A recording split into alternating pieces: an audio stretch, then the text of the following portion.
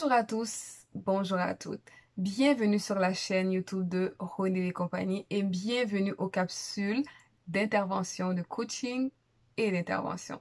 Ces capsules ont pour objectif de vous aider, de vous équiper, de vous outiller afin de vous aider à devenir la meilleure version de vous-même. Dans ces capsules, je vais traiter de différents sujets et différents aspects de la progression du développement humain. Qu'est-ce qui fait qu'on est comme ci? Qu'est-ce qui fait qu'on est comme ça? Qu'est-ce qui fait qu'on tourne toujours autour du même pot? Comment est-ce qu'on perçoit les gens? Comment est-ce qu'on se perçoit? Comment est-ce que on reçoit telle parole? Quel effet que telle ou telle parole ont eu sur nous? Donc, l'objectif de ces capsules, c'est vraiment de vous aider à démystifier votre cerveau et à aussi comprendre pourquoi ou comment améliorer votre vie et tous les aspects de votre vie. Alors aujourd'hui, nous allons aborder les 12 termes, 12 expressions, 12 mots qui font partie du jargon de l'intervention ou de la PNL. Alors, si vous n'avez pas encore fait, je vous invite à vous abonner à la chaîne et inviter quelqu'un à s'abonner à la chaîne. Alors, la semaine dernière, nous avons parlé de qu'est-ce que la PNL, qui peut l'utiliser et à quoi elle sert. Cette semaine, je vais vous parler de 12 termes que j'utilise assez souvent, qu'on utilise assez souvent en intervention et en coaching. Sans plus tarder, nous allons commencer par le terme plan d'intervention. J'avais déjà expliqué ce que c'est le plan d'intervention. Cependant, je vais vous le réexpliquer aujourd'hui. Un plan d'intervention, c'est un document rédigé lorsqu'on rencontre quelqu'un après avoir rencontré quelqu'un dans une séance d'intervention, et ce document met sur papier l'objectif à atteindre, quelles sont les étapes, quels sont les moyens et dans combien de temps que la personne pense pouvoir ou que la personne doit atteindre cet objectif. Alors, ce document est signé en accord, est rédigé et signé en accord avec le bénéficiaire. Et c'est ce qui nous permet d'avoir un suivi, c'est ce qui nous permet d'avoir une ligne directrice pour pouvoir mieux aiguiller la personne. Le prochain terme, c'est objectif. Vous allez m'entendre parler régulièrement d'objectifs puisque nous sommes là pour ça. Alors, un objectif, c'est un comportement, c'est un comportement, une situation ou un état désiré. Donc, on est à un point X et on veut se rendre à un point Y.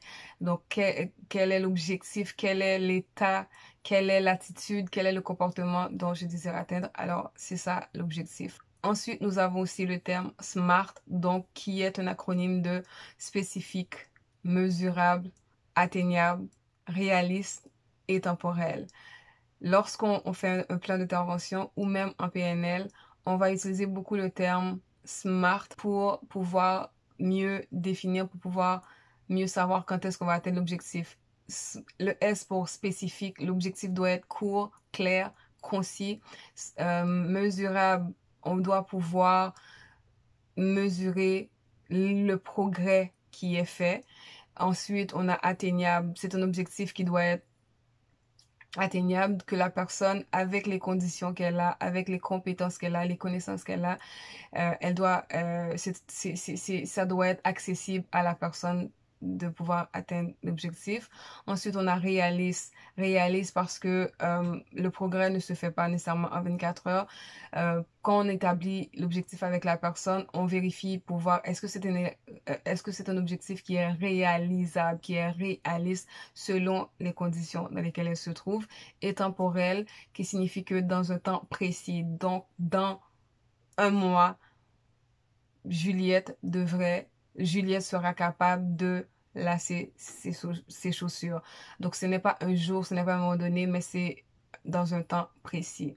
Ensuite, nous avons le terme moyen. Donc, un moyen, ce sont les pistes, ce sont les voies qui seront utilisées, les outils qui seront utilisés pour pouvoir permettre à une personne d'atteindre son objectif. Donc, un des moyens peut être, par exemple, pour quelqu'un qui va apprendre l'anglais, un des moyens qui peut être utilisé, c'est d'écouter les émissions en anglais ou d'écouter des chansons en anglais. Donc ça, c'est un moyen. Donc ce sont le processus, c'est par quelle voie qu'on va passer pour pouvoir permettre à la personne d'atteindre son objectif.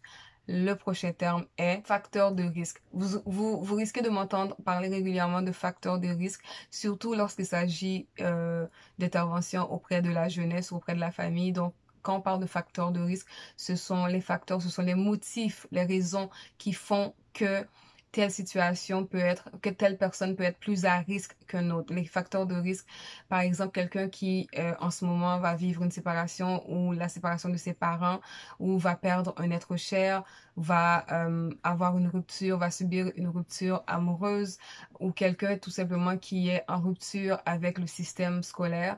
Alors, ça, ce sont un deuil, par exemple, ça, ce sont des motifs, des raisons qui font qu'une situation peut s'aggraver. Ensuite, nous avons le terme ressources. Donc, en intervention, quand on utilise le terme ressources, c'est pour signifier un ensemble ou un ensemble de personnes ou d'outils qui seront utilisés pour pouvoir aider la personne. Par exemple, il y a les ressources humaines qui peut être que différents intervenants ou différents spécialistes vont être sur le dossier pour aider la personne. Il y a aussi les ressources financières qui peut être de donner ou d'attribuer une allocation à la personne durant un temps X pour pouvoir lui permettre d'atteindre son objectif. Il y a aussi les ressources au niveau des organismes ou les ressources matérielles. Il y a les organismes, il y a les institutions.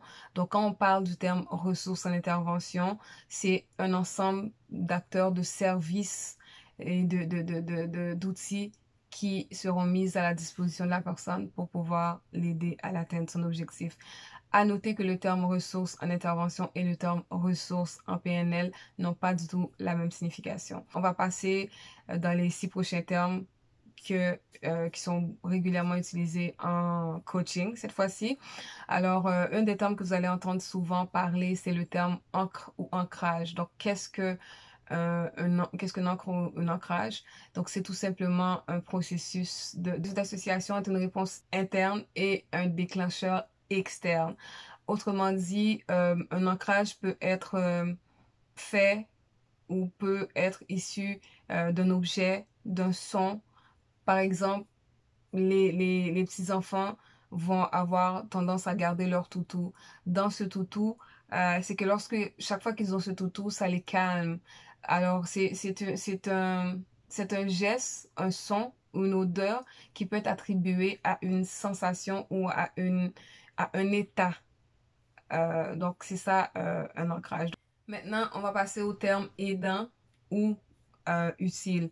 Lorsque vous allez m'entendre parler du terme aidant ou utile, donc c'est tout simplement une façon de dire est-ce que la chose, que ce soit une parole, que ce soit une action, que ce soit une pensée, donc est-ce que c'est quelque chose qui vous aide, qui vous élève, qui vous édifie, qui vous réconforte, qui vous fait du bien, ou est-ce que c'est quelque chose qui vous nuit? Donc aidant, non aidant, utile ou non utile, c'est utiliser, c'est la même chose. Donc, ce sont des façons de vous amener à vous questionner pour savoir si l'habitude ou le comportement, l'attitude que vous avez, est-ce que vraiment ça vous rend service. Ensuite, nous avons aussi le terme de cadre d'objectifs. Lorsque vous allez m'entendre parler de cadre d'objectifs, c'est tout simplement une série de questions. Lorsque quelqu'un veut atteindre un objectif, on a quelques questions, une série de questions qu'on lui pose qui lui permettent de bien étudier, de bien prendre conscience de l'objectif, du processus à considérer pour pouvoir atteindre cet objectif. Très souvent, quand on veut atteindre un objectif, on se lève et puis, ah oui, je veux faire ça, je veux faire ci, mais on ne prend pas nécessairement le temps d'étudier chaque aspect ou plusieurs aspects du processus qui va nous permettre d'atteindre cet objectif. Ensuite, le prochain terme, c'est l'écologie. En fait, que signifie l'écologie en PNL, c'est tout simplement le contexte. Lorsque vous voulez atteindre un objectif, on va vérifier l'écologie. Donc, ce qui signifie que on va vérifier le contexte. Donc, c'est le où, le comment, avec qui que vous pensez que vous allez atteindre l'objectif. Ensuite, on a aussi le terme état désiré. État désiré, c'est un autre mot, si je peux dire, pour exprimer l'objectif. Donc, en ce moment, vous êtes dans tel état, que ce soit émotionnel, que ce soit psychologique, que ce soit au niveau du comportement, et vous voulez vous rendre à tel autre état. Vous voulez atteindre tel autre état. Donc, l'état désiré, c'est l'état où est-ce que vous voulez vous rendre, c'est ce que vous voulez ressentir, ce que vous voulez éprouver, ce que vous voulez vivre une fois rendu, une fois votre objectif atteint. Donc, c'est ça l'état désiré. Nous avons le terme limitant que vous risquez de m'entendre parler beaucoup parce que la PNL consiste à vraiment reprogrammer son cerveau et le terme limitant est souvent utilisé pour désigner les pensées, les actions, les paroles, les perceptions qui ne nous aident pas du tout. Donc, limitant, dans le mot limitant, il y a le mot limite. Ensuite, nous avons mode de communication. En fait, mode de communication, c'est si je pourrais dire, c'est une autre façon de dire méthode de communication ou comment est-ce que vous communiquez. Donc, quand on parle de mode communication, donc c'est la façon dont vous captez, dont vous recevez et vous traitez l'information. Et il y a différents modes. En fait, il y a 3 grands modes de communication: auditif, visuel ou kinesthésique.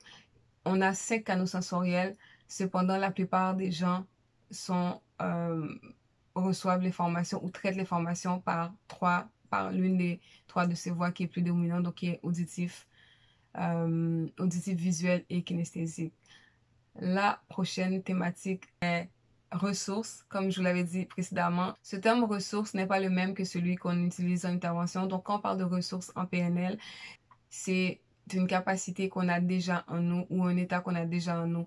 Par exemple, pour atteindre tel objectif, j'aurais besoin de joie. Donc, la joie peut être une ressource. Donc, la ressource, c'est vraiment toutes les qualificatifs, tous les qualificatifs et toutes les caractéristiques que j'ai déjà en moi qui vont me permettre d'atteindre un objectif précis. Donc, c'est ça qu'on parle de ressources. De quelles ressources tu as besoin?